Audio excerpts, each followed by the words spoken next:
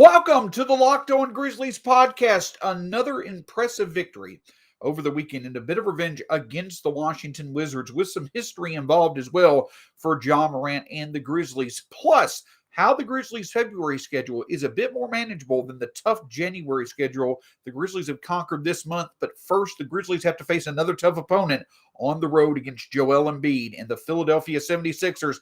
That and much more on this edition of the Locked On Grizzlies podcast. Here we go. You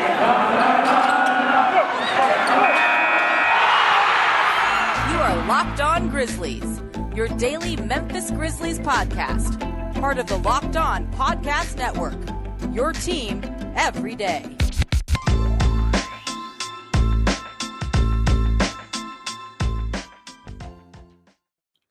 Welcome one and all to the Locked On Grizzlies podcast. Shawn Coleman here as always, credentialed media member with the Grizzlies, your host here at Locked On Grizzlies, my fourth season covering the Grizzlies, and it's always fun, especially with how well they're playing right now.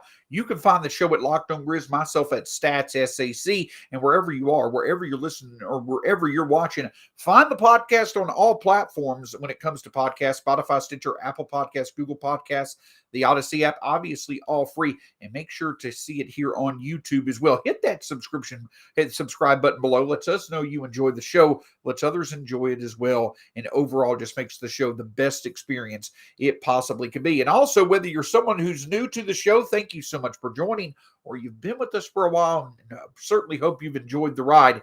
Thank you for making Locked On Grizzlies your first listen of the day. So the Grizzlies come into Saturday night having played a very good game against the San Antonio Spurs, in which Ja Morant had 41 points and Jaren Jackson Jr. had 6 blocks. Well, hey, you go to Friday night, Ja Morant had the first 30-point triple-double in Grizzlies franchise history. Jaren Jackson Jr. had 6 blocks. So coming in to Saturday, the Grizzlies were facing off against the Washington Wizards, and the reinforcements were continuing to come in. Though Zaire Williams was out due to a bit of knee soreness, he's fine. He should be available for tonight's game.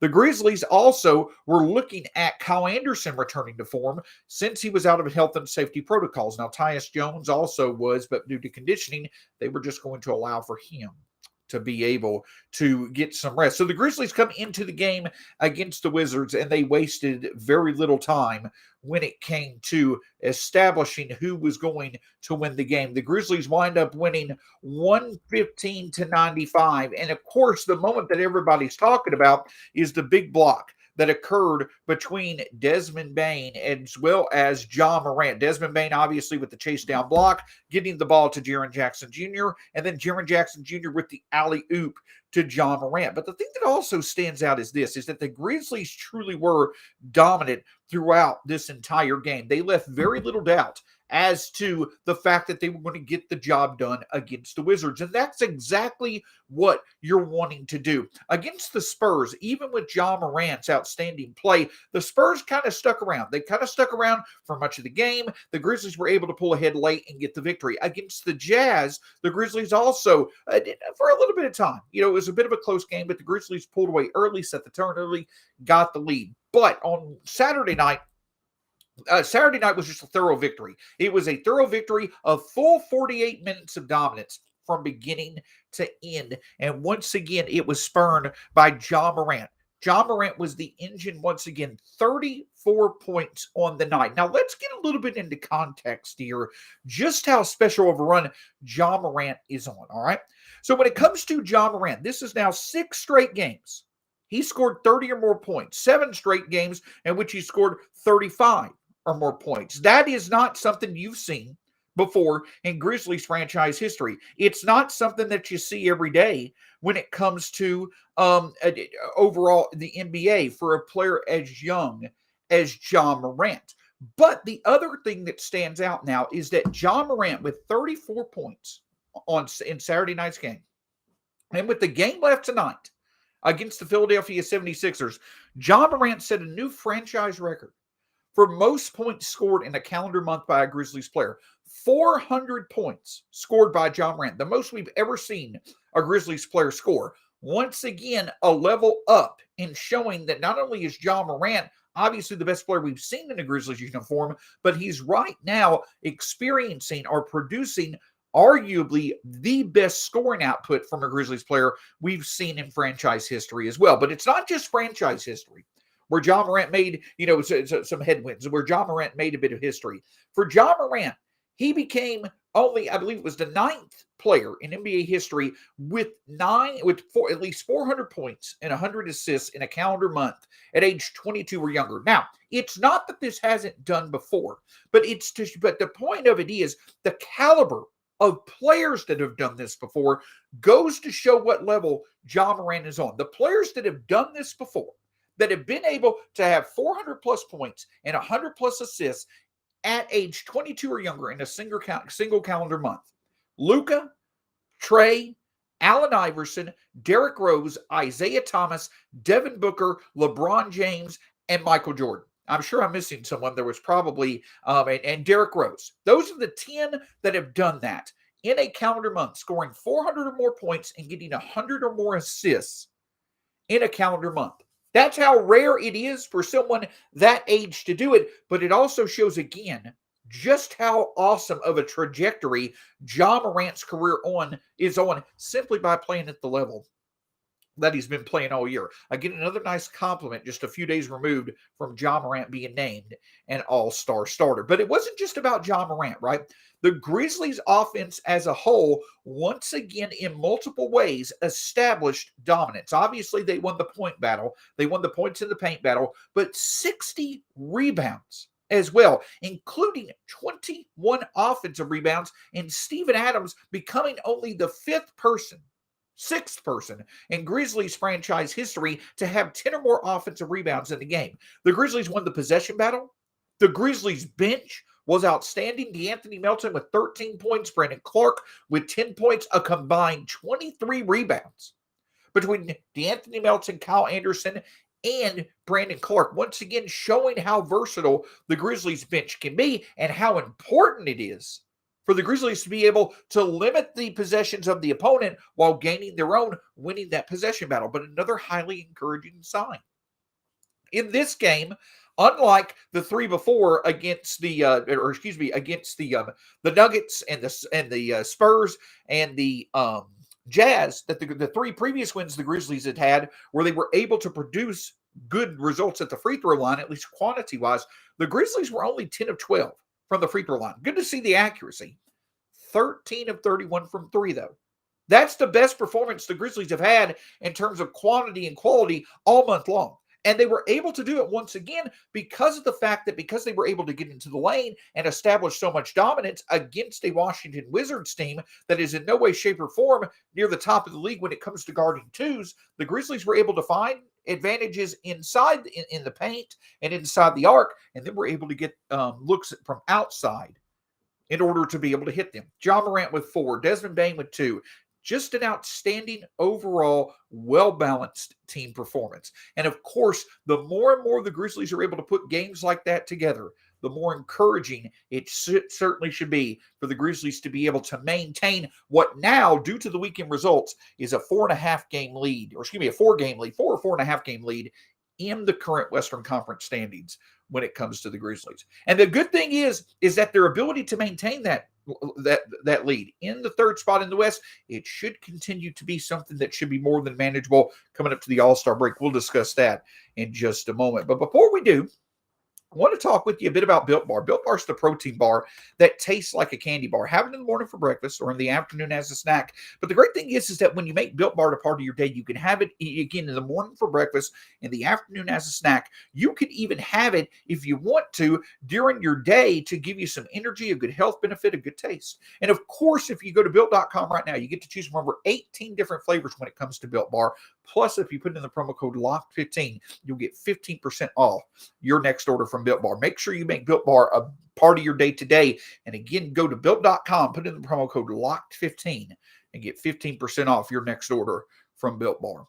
Can't thank you enough for making Locked On Grizzlies your first listen of the day. But we now know who the Super Bowl contenders will be, who the Super Bowl participants will be, and a bit of a surprise, the Cincinnati Bengals and the AFC, led by Joe Burrow, an outstanding season for them, and the Los Angeles Rams, led by Matt Stafford and Aaron Donald from the NFC. Those are your Super Bowl participants, but so many narratives and storylines outside the Super Bowl are going on right now. So after making Locked On Grizzlies your first listen of the day, make sure you check out the Locked On NFL podcast of your choice when it comes to your team as the second listen of the day. So let's reset the scene for the Grizzlies, with it being January 31st. Of course, the Grizzlies tonight will be on the road against the Philadelphia 76ers. And we're now getting into a part of the season where that becomes a theme for the Grizzlies. The Grizzlies are they've played a significantly higher number of games at home than they have on the road so far this season.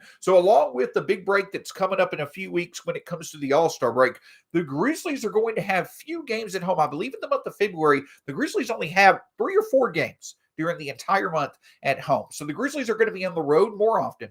But a couple of things that do help out is that there should be some built-in lengths of rest, but also the Grizzlies' schedule becomes much more manageable. But the Grizzlies, with the fact that they have continued to win, that they've won 12 games for the second month in a row, for the first time in franchise history, they've now won 3 in a row. The Grizzlies now find themselves in third in the Western Conference. Now, let's be honest, Jaren Jackson Jr. talked about it a bit after the game on Saturday night. He talked about how the focus would be to get after the Warriors and get after the Suns to potentially get to one of the top 2 spots in the West. Could the Grizzlies do it? Absolutely. Will the Grizzlies do it? I don't necessarily know how realistic that is. But what I do know is that going forward, as I mentioned before, the Grizzlies are now in the top 3.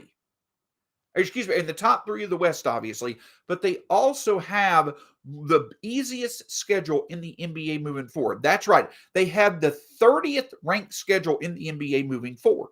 And not only that, they enter today's game with a 4.5 game lead for the 4th spot in the West, as well as a 5.5 game lead over the Mavericks and the Nuggets for the 5th and 6th spots in the West. So there is a cushion there for Memphis, right? So not only do they have the easiest schedule in the league moving forward, but they also have now a 4.5 game cushion on that 3rd spot in the West. And so the thing is, you don't want to look at this in any way, shape, or form and suggest the Grizzlies should take their foot off the pedal, that they should in any way, shape, or form let up or whatever have you when it comes to their playing ability. You want them to go out and win every single game because that's what keeps this team in the best version of itself as possible. However, with the fact that you're going to have many players coming up on a stretch of a season that they've not experienced before, with the fact that the Grizzlies are going to be on the road quite a bit, with the fact that there's going to be some built-in rest days,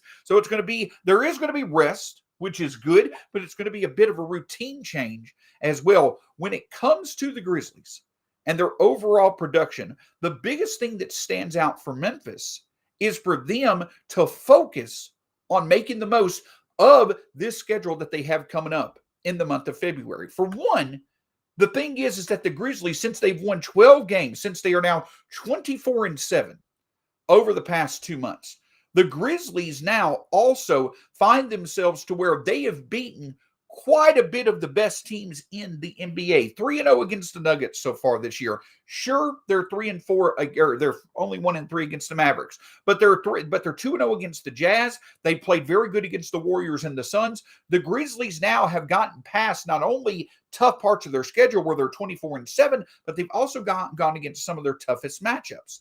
And now the Grizzlies face a February schedule. We're coming up before the All-Star break. Here's how the Grizzlies schedule reads for the rest of February. For the rest of February, the Grizzlies obviously will be taking on Philadelphia tonight. But on Wednesday, they'll be at New York. Then they'll be at Orlando. They'll welcome the Clippers to the FedEx Forum. They'll be at Detroit, at Charlotte, at New Orleans, and then they'll welcome Portland on the second night of a back-to-back on February 16th before the All-Star break. Of that stretch of games, you're looking at Philadelphia and Charlotte right now as being the only teams, I believe that are above a 500 record. But at the end of the day, besides Philadelphia, who is a favorite tonight, but you could see probably being on the same level as the Grizzlies right now when it comes to overall talent and play. Besides that, the Grizzlies should be the favorite in every single game that they play. And we're talking about 8 more games before the All-Star break. So there is truly a chance for the Grizzlies, who again, right now stand at 35-17. There is a good chance for this Grizzlies team truly could be 20 games above 500 before the All-Star break. Now, I don't want to go as far as to say this, but at 35-17, you also could easily see this Memphis team have 40 wins before the All-Star break. That's how outstanding of a first half the Grizzlies still have remaining in front of them, even with the fact that they have 8 games left before the All-Star break. So we're talking about a team that could, 60 games into its season before the All-Star break, could have 40 wins, could have be 20 games above 500, and even could be in third spot in the West with a 5 or better game lead, not only in the division, but also in for the third spot in the Western Conference. And again, with the easiest schedule remaining in the NBA, that's something that continues to benefit them even beyond the All-Star break. Because as I discussed last week, the Mavericks, they have a very tough stretch coming up at the end of February and the early part of March, as well as the fact that the Grizzlies also have a very good opportunity for them to continue to put space between them and the Mavericks and the Nuggets until the end of the season, when the Grizzlies go on a road trip to face the Jazz and the Nuggets as well. So not only can the Grizzlies build a bit more room between them and the Mavericks in the division, them, the Mavericks, and the Jazz in the conference, but the Grizzlies also not only can get some rest, but start to look at that playoff positioning, hopefully, to where they may not necessarily change their position, but they'll be able to monitor who the best matchup, who's going to be their matchup. Instead of worrying about their own positioning, the Grizzlies can keep on focusing on winning, plus also focus on who may face them in the playoffs, which could be an advantage for the Grizzlies when it comes to strategy and schemes come the postseason. So the Grizzlies are in a very good position moving forward due to the efforts that they've put together over the past few months, plus the fact that a favorable schedule as well as some extra rest awaits them coming up over the next several weeks. It's going to be fun to see. Man, 40 games above 40 wins before the All-Star break and 20 games above 500 would be spectacular to see, and the Grizzlies certainly have a good chance to do it. But tonight, before we talk about the schedule getting easier, a tough matchup remains for the Grizzlies with the Philadelphia 76ers in the city of brotherly love, and awaiting the Grizzlies is Joel Embiid and the Philadelphia 76ers. We'll discuss that in just a moment. Certainly can't thank you enough for making Locked On Grizzlies your first listen of the day on tomorrow's edition of the Locked On Grizzlies podcast. We'll obviously review the game against the Philadelphia 76ers, plus we'll also be looking at the candidacy that both Taylor Jenkins and Ja Morant have. Taylor Jenkins to join Lionel Hollins and David Yeager as being the third coach in franchise history to win back-to-back Coach of the Month awards, plus Ja Morant winning Player of the Month for the Western Conference in the month of January. That and much more on tomorrow's edition of the Locked On Grizzlies podcast. So the Grizzlies will be facing off against Joel Embiid tonight, someone that they have luckily been able to avoid for quite a while. They've not played him that much over the past few years. But the thing that stands out is this. As much as I just talked about Ja Morant potentially being the Player of the Month in the Western Conference in the Western Conference, obviously, he could be Player of the Week as well. Joel Embiid has been as much or even more, probably even more dominant than Ja Morant over the past 6 weeks as well. Joel Embiid has been absolutely outstanding so far in the month of January. In the month of January, Joel Embiid is averaging 34 points per game, 10.5 rebounds, 4.8 assists, and 1.5 blocks per game. Has just been outstanding when it comes to his production. And the Philadelphia 76ers overall are 12-3 themselves. They've been one of the top 5 teams, possibly arguably the best team in the Eastern Conference this month. And they are top 10, 7th in offense, 4th in defense. They are in the top 10 of both offensive rating and defensive rating for the month of January, but the Grizzlies are as well. But the thing that stands out about Philadelphia is that a lot of what they do is similar to what the Grizzlies are doing. The 76ers, like Ja does for the Grizzlies, the 76ers rely on the production of Joel Embiid in the paint, within the arc, and then they complement that with very good looks from three. In the month of January, you have Tobias Harris, who is on 3.1 3-point attempts per game, is shooting 42.6% from three. Tyrese Maxey on 4.5 threes per game is shooting 50%. Seth Curry on just over 6 attempts per game is shooting 41%. And Danny Green on nearly 4 attempts per game is shooting 48%.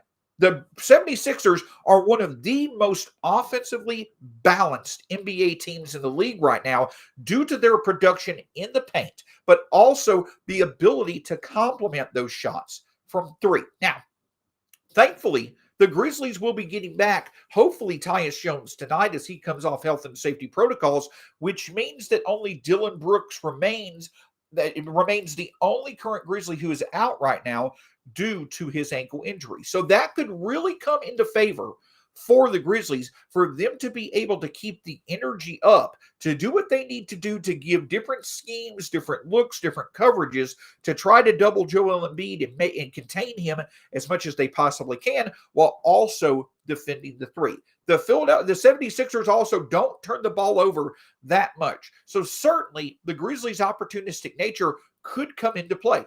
But for me tonight, the big thing for the Grizzlies is going to be, yes, you want to be opportunistic, but you also, more than anything, you've got to be able to guard the three-point line. And if the Grizzlies can do that on a regular basis, that could allow for them to get the 76ers to have to take shots from two. And though the 76ers have been a good team at doing that so far this season, that would be a lot better than them getting hot from three. But the 76ers are no joke when it comes to their ability to move the basketball, when it comes to their ability to find the right shot. If the Grizzlies allow Joel Embiid to get going from inside the paint or inside the arc, that easily could lead to a lot of passing opportunities out on the perimeter, which could lead to plenty of three-point opportunities. And that balance that the 76ers show certainly could be a tough task for the Grizzlies to overcome. But of course, Memphis themselves, they also can get things going, right? Ja Morant, he's going to have a bit tougher time tonight, I feel, than most. I think that he'll be just fine. He'll wind up probably getting 35 at the end of it. But the Philadelphia 76ers are also one of the better perimeter defensive teams with Matisse Thybulle, Danny Green, and others. They can throw different looks at Ja Morant. Plus, the 76ers can guard the three themselves. So one of the things that stands out for a Grizzlies team that has done very well as of recent of being able, despite low assist numbers, at least for themselves, despite low assist numbers at creating their own shot, it may become a bit harder for Memphis to do that tonight. And so effective ball movement, getting into the lane, getting to the free throw line, setting up those looks from three, all those things certainly matter. But in my opinion, possibly the biggest thing that stands out of all is that if the Grizzlies can utilize the versatility of their bench, yes, it will be great if the bench unit can score more than the 76ers. The 76ers have a very valuable bench as well. But if the bench unit for the Grizzlies can show out tonight when it comes to their outside scoring value, playing defense, getting rebounds, creating turnovers, if the Grizzlies bench can contribute in many different ways outside of scoring, like they did on Saturday night against the Wizards, that means that the Grizzlies can win many of the other parts of the game besides scoring, which should set them up to get a victory tonight against the 76ers. It's going to be a very tough matchup. The 76ers are playing very good basketball. I know that many talk about the 76ers for many different reasons other their on-the-court play. At this time of year, obviously, with it being the trade deadline and Ben's obviously seeing what's going to happen with Ben Simmons, but the Grizzlies are going to have a very tough matchup, much like the Grizzlies have faced against the Denver Nuggets when they faced against Nikola Jokic. Joel Embiid's going to get his. You accept that. He's going to get his. The Grizzlies are going to need to do the best that they can to try to contain him, but The big key also for the Grizzlies is not to allow any other Philadelphia 76ers player to get hot from three or have a outlier scoring night where they score 25 to 30 points to support Embiid. That's going to be a big focus on defense. And then on offense, can the Grizzlies utilize effective ball movement to get into the lane, find good shots, but also be able to find shots from three? And the big key for me is, can the Grizzlies clearly be the more productive bench unit in this game?